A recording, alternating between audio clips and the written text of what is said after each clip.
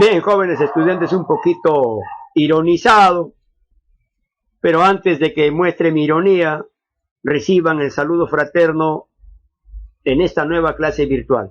Ironizado porque termino de hacer la grabación de cerca de 40 minutos y falla la grabación. Ahora estoy volviendo a grabar otra vez. Bueno, es el costo y el sacrificio que uno tiene que correr y pasar para poder llegar a ustedes con los nuevos conocimientos que necesitan. Hay que seguir para adelante. Ojalá esta grabación salga perfecta. Mis queridos estudiantes, sin más preámbulos, bienvenidos a la sexta sesión de aprendizaje. Quien les habla va a dirigir un tema sobre historia universal. Y este trabajo de la clase de hoy, de esta sesión de aprendizaje, está elaborado por quien les habla, David Guamán Manrique, un profesor que los estima mucho y que, dicho sea de paso, los extraña, ya quiere verlos en un aula de clase. Y pertenecemos, todos nosotros, hoy en día estamos visualizando esta ventana virtual perteneciendo a la familia educativa del tercer grado de secundaria. Bienvenidos al tema, muchachos, y hoy vemos acá una imagen, es en donde soldados y el pueblo se enfrentan al pie o en la base de un gran castillo. Este castillo en realidad es la Bastilla, una prisión de Francia que era el símbolo de poder del rey Luis XVI que gobernaba en aquel entonces. Sobre este tema vamos a tratar, estudiantes. ¿Sobre qué? Sobre la Revolución Francesa. Para poder entender la Revolución Francesa, queridos estudiantes, hay que ver primero su importancia y trascendencia que tuvo la Revolución Francesa. Primera importancia. Instauró los derechos del hombre y enalteció la personalidad de las clases medias, verdadera médula y nervio de las sociedades modernas. A ver. Antes de la Revolución Francesa no existían derechos humanos para la clase media y la clase baja. Solamente todos los derechos de beneficio lo tenían la clase alta, que estaba conformada por el primer estado y el segundo estado en Francia. En cambio, el tercer estado, que estaba conformado por la clase media y la clase baja, eran pisoteados y sus derechos no existían. Después de la Revolución Francesa se rescataron esos derechos y se hizo para todos por igual, sin excepción de nadie. Es más, se dio mayor importancia a la clase media. ¿Y saben por qué? Porque la clase media, muchachos, está integrado por estudiantes e intelectuales y todos los profesionales. Y ellos, por su intelectualidad, son los llamados a conducir las riendas de una nación, aportando sus ideas y hasta aportando sus hechos. Por eso la clase media es muy importante en todos los países del planeta Tierra. En el Perú también. O sea que en el Perú la clase media está compuesta ¿por quiénes? Los estudiantes, todos los intelectuales y los profesionales. Proclamó la igualdad de derechos políticos y suprimió los últimos vestigios de un subsistente feudalismo. ¿Qué quiere decir? Francia tenía dividida a su sociedad, primer estado, segundo estado y tercer estado. ¿Quiénes tenían derechos políticos? O sea, solamente quienes podían ocupar cargos públicos y gobernar, primer y segundo estado. El tercer estado, no. Ustedes del tercer estado no entran a gobernar. No van a gobernar. Dicho y hecho, no gobernaban. Pero después de la Revolución Francesa se igualaron los derechos políticos y todo el mundo. Todos tenían derecho a gobernar, ya sean del primer, segundo y tercer estado, por igual, todos gobernamos. Y la Revolución Francesa, además, muchachos, puso fin al feudalismo. Los dominios del señor feudal, todo se fue al piso. Y nace una nueva clase social. Nace la clase social burguesa. y la burguesía se va a convertir en una gran burguesía capitalista. ¿Ya? Se pasa del estamento feudal al estamento capitalista burgués. La Revolución Francesa de 1789, muchachos, afectó tanto al orden público como al social. Representó el hundimiento de la monarquía, que era viejo, caduco, y aparecieron nuevas instituciones sociales. ¿Ya?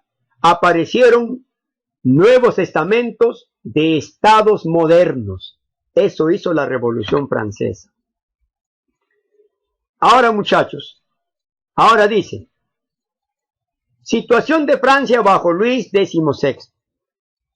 Vamos a ir analizando por qué razones en Francia se dio la gran revolución que a nivel mundial repercutió. En el Perú también ha repercutido la Revolución Francesa. Uno, porque hemos copiado ciertas bases de su constitución política y porque hemos tomado el ejemplo de la Declaración de los Derechos del Hombre y del Ciudadano. Veamos a continuación. Luis XVI desciende de otro rey, Luis XIV, Luis XV y Luis XVI. ¿Ve? Todo viene de una familia. Estos reyes tenían una gran fama, eran muy poderosos. Además, el rey Luis XVI se jactaba de haber apoyado a Estados Unidos para su independencia contra Inglaterra. Gozaban de gran poder y gran figura estos reyes. Pero, sin embargo, esto no garantizaba a Francia un futuro promisorio. La situación social se iba agravando.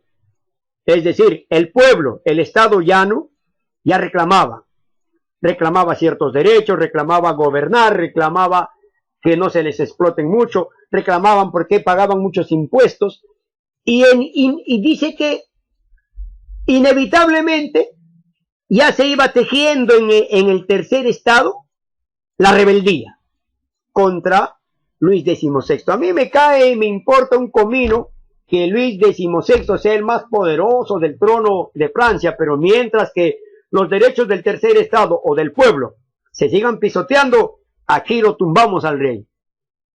Y entonces había una crisis social y también una crisis económica que no podía remediar Luis XVI.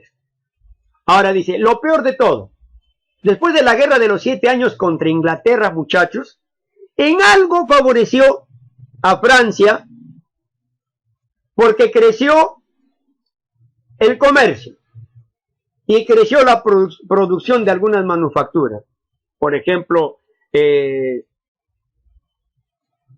crear uniformes, o sea, la tela, el tejido, los uniformes, armamentos y qué sé yo, para sustentar la guerra. Entonces las manufacturas fueron creciendo y aumentó el comercio. Pero algo negativo trajo esto, muchachos. Vamos a ver después. Dice, primero antes este cuadrito, la guerra con Inglaterra insumió enormes gastos, ¿ve? Pues es decir, a pesar de que crecía su manufactura para el Estado, para la corona francesa, generó gastos. Había que comprarle uniformes, armamentos, alimentos, sustentar la guerra, vehículos y qué sé yo. Todo esto generó gastos para la corona y se fue debilitando económicamente. Y aparte, el rey y los nobles más el clero gastaban la plata como querían. Ahora, lo peor de todo es que el rey, muchachos, decía, señores, yo soy el hombre, acá dice, ni se dio en su poder absoluto. Es la esencia de mi reinado, no ser intermediario, ni estar a la cabeza, manifestó una vez. ¿Qué cosa es su reinado? Dice, él es Dios, ¿ya? Él es Dios, no acepta intermediarios, no quiere ser ni intermediario, ¿no? Entonces, él es el único, su palabra era la ley, era absolutamente dueño de todos los poderes. Entonces, esto, dice, ahora, ni realizó ninguna reforma, nuevos impuestos y empréstitos fueron las únicas medidas tomadas para solucionar la crisis. Se prestó dinero, aplicó mayor impuesto a la población para querer remediar la crisis, pero fue incapaz de comprender la situación y en intrigas con la nobleza y el clero atacaron al tercer estado para salvaguardar sus privilegios. Es decir, el rey se metía en intrigas ¿con quién? Con el clero y la nobleza. Entre los tres cuchicheaban, chismoseaban, hablando muy vulgarmente, para ver qué podían hacer y no afectar sus intereses sin importar lo que pudieran hacer con el pueblo o con el Estado llano. Y miren cómo es la sociedad de Francia, muchachos. Estaba conformado así, ¿no? Primer estado. ¿Quién lo conformaba? El rey, absolutista. Yo soy descendiente de Dios y tengo todos los poderes. Malmoiselle. Era el rey el que tenía todos los poderes en Francia. El segundo estado también, ¿ah? ¿Quiénes lo conformaban? Los nobles, integrado por príncipes, condes, duques, etc. Y vivían de la recaudación de impuestos de los campesinos. ¿Y quiénes eran los otros del segundo estado que no trabajaban? El clero, la iglesia francesa, dueños del 10% de tierras, cobraban impuestos, diezmos, y hasta ahora cobran diezmos y ofrendas, ¿cierto? Monopolizaban las enseñanzas, es decir, la educación estaba en manos de la iglesia. Por eso durante la Edad Media la ciencia no creció, porque la iglesia no lo dejó crecer. Pero ingresando a la Edad Moderna, la ciencia va a despertar con la ilustración, con la enciclopedia, y les van a quitar, la educación les van a quitar, no del todo, pero gran porcentaje del sistema educativo va a pasar a manos de los burgueses capitalistas y de los de la ilustración y los de la enciclopedia, ¿no? Y se va a renovar la ciencia allí. Estos tres, de color verde y de color ladrillo o guindo, no trabajaban, cobraban los impuestos a estos señores, al estado llano, tercer estado, burgueses, campesinos, artesanos y siervos, afectados por ciertos abusos económicos por parte del primer y segundo estado. Causas de la revolución: políticas, el absolutismo del rey y su incapacidad por gobernar. Sociales, el abuso del primer y segundo estado contra el tercer estado, había una gran desigualdad. Económicas, altos impuestos que pagaban los del tercer estado, y había una crisis agraria, sequía y hambre en el año 1788. Aquí vamos a ver las causas ideológicas. Está compartida en causa política, influencia de la ilustración sobre la burguesía, también es ideológica. Es política porque los burgueses van a tomar las riendas del poder político de Francia, y además los burgueses son los que van a dirigir la Revolución Francesa. ¿Y por qué ideológica? Porque cambia la mentalidad de la burguesía para decir basta ya con el gobierno del rey y tomemos el poder. Ahora, las fases o el proceso revolucionario tuvo tres fases. La etapa monárquica, es decir, cuando el rey tenía todo el poder. ¿Qué sucedió? Primero, muchachos, el rey de Francia, por la grave crisis económica, se vio obligado a convocar miren, es decir, el rey ya no podía más. Crisis social, crisis política, crisis económica, crisis ideológica. Mamacita, Malmoiselle. Ahora, ¿qué voy a hacer? Desesperado, convocó ¿a qué, muchachos? A los estados generales. Estos estados generales no se llevaban a cabo porque el rey no lo quería hacer. No, ¿para qué voy a llamar a la reunión de estados generales? Esto era una obligación en Francia. El rey estaba obligado a llamar a los estados generales, donde se reunían los tres estados: primer estado, segundo estado y tercer estado, y determinaban las posibles soluciones a algunos problemas que los aquejaba al pueblo francés.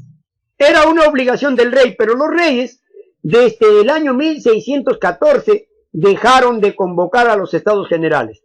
Llegado 1789, el rey de Francia, Luis XVI, desesperado por las crisis, se vio obligado a llamar a los Estados Generales. Pero ¿quién lo convenció de llamar? Fue su ministro llamado Necker. El ministro Necker le dijo: rey, convoca a los Estados Generales.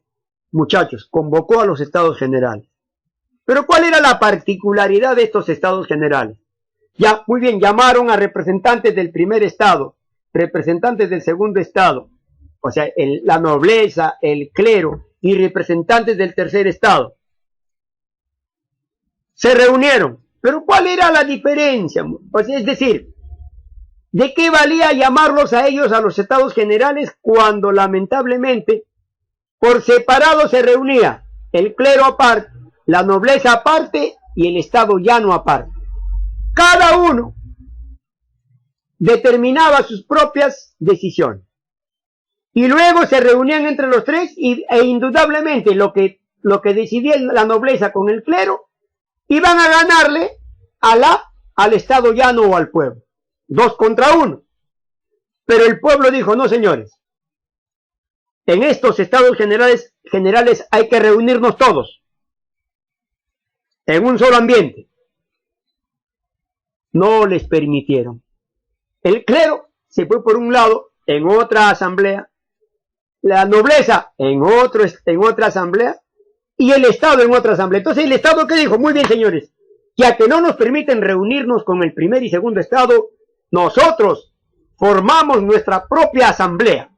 Entonces, aprovechando esto, el estado llano o tercer estado formó la Asamblea Nacional el 17 de junio de 1789, sin la autorización del rey, ni de la nobleza, ni él. Pero miren, señores, a mí me interesa que exista un rey, me interesa un comino que exista la nobleza y el clero, no me interesa en absoluto estos tres, y formo mi Asamblea Nacional. Era un acto de rebeldía ya contra el rey, la nobleza y el clero. Entonces, muchachos, en venganza a esta asamblea ya formada, la Asamblea Nacional formada por el estado llano, ¿qué hace el rey? Ellos tenían un lugar de reunión. Siempre se reunían en un ambiente que les otorgaba el rey. El rey le cierra las puertas del ambiente que le correspondía a los del estado llano. Entonces, los del estado llano se iban a reunir para tomar acuerdos de su Asamblea Nacional, y les cierra las puertas el rey Luis XVI. Dijeron: pero no nos vamos a dejar vencer. Vamos a buscar un nuevo salón. Buscaron y encontraron un salón donde estaba una puerta abierta. Ahí vamos a reunirnos. Y se fueron a ese salón, y era el salón donde jugaban a la pelota. El título de ese salón era el Salón del Juego de la Pelota.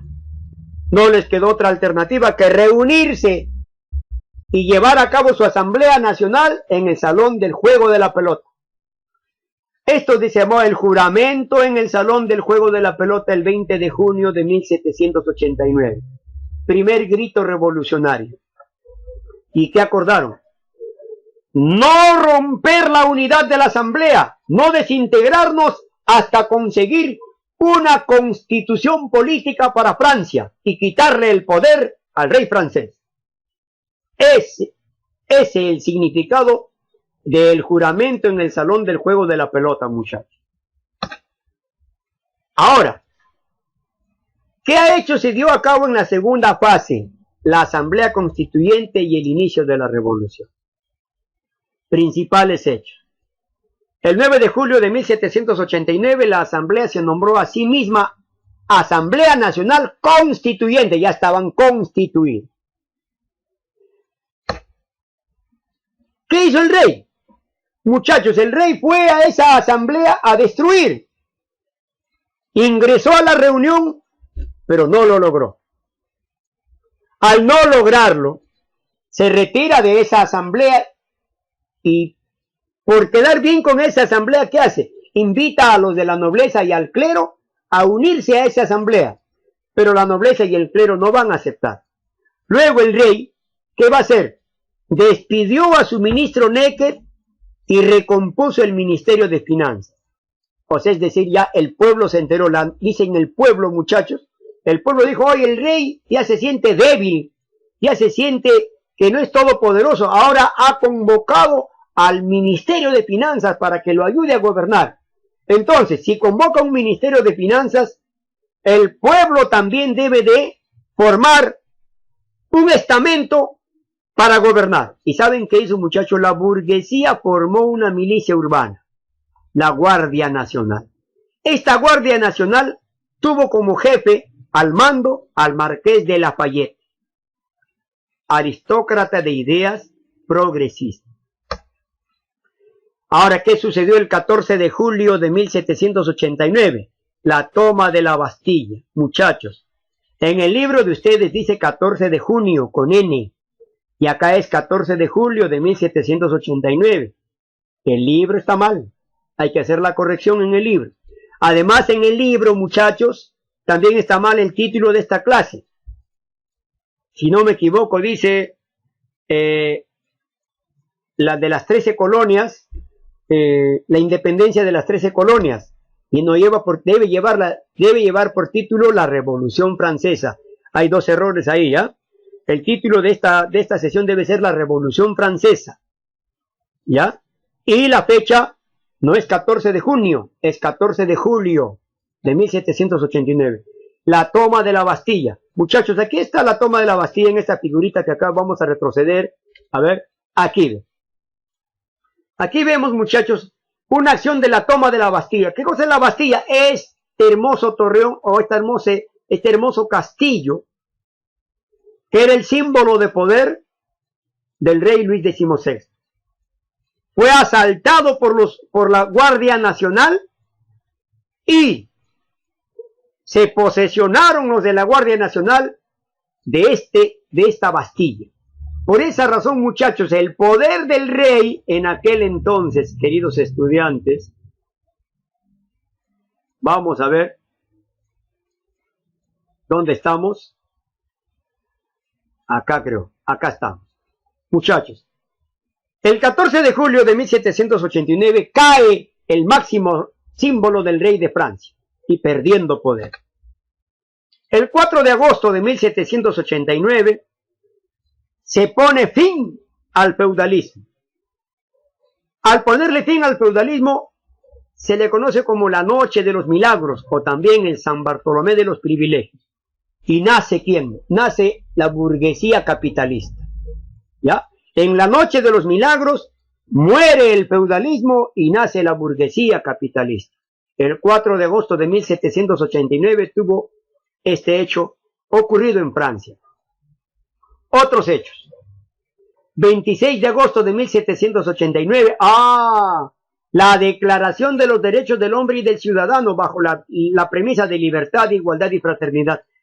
Esa fecha no se olviden. El 26 de agosto de 1789 en Francia se declaró los derechos del hombre y del ciudadano y que a nivel mundial dio la vuelta y se tomó como ejemplo para que en los demás países de la orbe terrestre se aplique también los derechos del hombre y del ciudadano, bajo las premisas de libertad, igualdad, fraternidad y por qué no decir justicia. El 5 y 6 de octubre, las jornadas de octubre, ahí toman preso al rey y lo van a trasladar de su palacio, lo van a trasladar a París. ¿Y quién va a escoltarlo? El jefe de la Guardia Nacional llamado Lafayette. En 1790 se da una reorganización de la iglesia, constitución civil del clero. Le quitan poder a la iglesia y ahora la parte civil ingresa a tomar acciones que solamente hacía la iglesia. Les quitaron ese poder y los civiles dijeron ahora nos toca a nosotros realizar acciones, ciertas acciones, no todas, ciertas acciones que ustedes no nos permitían. En 1791 se da la muerte del conde Mirabeau, se da la ley de Chapelier, prohíben huelgas y motines, la familia real pretende huir, pero es detenido en Varonés, delatados por Drouet. El 20 de septiembre de 1791 se promulga la primera constitución política francesa, que establecía la monarquía constitucional. Muchachos, ¿qué es una monarquía constitucional? O sea, sigue habiendo un monarca, sigue habiendo un rey. Pero este rey ya no tiene todos los poderes. Ahora lo divide con un poder legislativo, que era la Asamblea Nacional, y con un poder judicial, que eran los jueces especializados para hacer cumplir las leyes que iban a determinar los de la Asamblea Nacional. Ya compartía su poder. Hay países que hoy en día, por ejemplo Inglaterra, es un país monárquico constitucional, tiene reyes, pero ¿quién gobierna? En representación del rey gobierna el primer ministro. El primer ministro se hace cargo de la cuestión del poder ejecutivo, y su asamblea el poder legislativo, y sus jueces el poder judicial. Eso es una monarquía constitucional. En cambio el Perú tiene una república. La república ya no permite rey, ya permite un presidente, que es el encargado, el dirigente del poder ejecutivo, un congreso o asamblea del poder legislativo y el poder judicial de los jueces. Y que dicho sea de paso, hoy en día el Perú tiene 4 poderes, ¿no? El cuarto se llama los poderes especiales, ¿ya? Ahora, muchachos, la asamblea legislativa, composición de esta asamblea, los fuldenses. ¿Quiénes eran los fuldenses? Revolucionarios, pero que no querían sacarle del poder al rey Luis XVI. No, mira, hay que hacer una revolución, está bien, pero no hay que sacarlo del poder a Luis XVI, hay que dejarlo en la corona. En cambio los jacobinos dijeron, ustedes están fuldenses, están locos.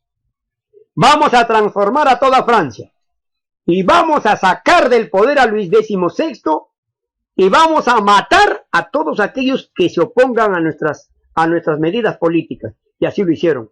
O sea, los jacobinos son revolucionarios radicales que a través de las matanzas hicieron y sostuvieron su sistema político. Fueron los jacobinos los que mataron a quién, al rey francés Luis XVI, en una guillotina.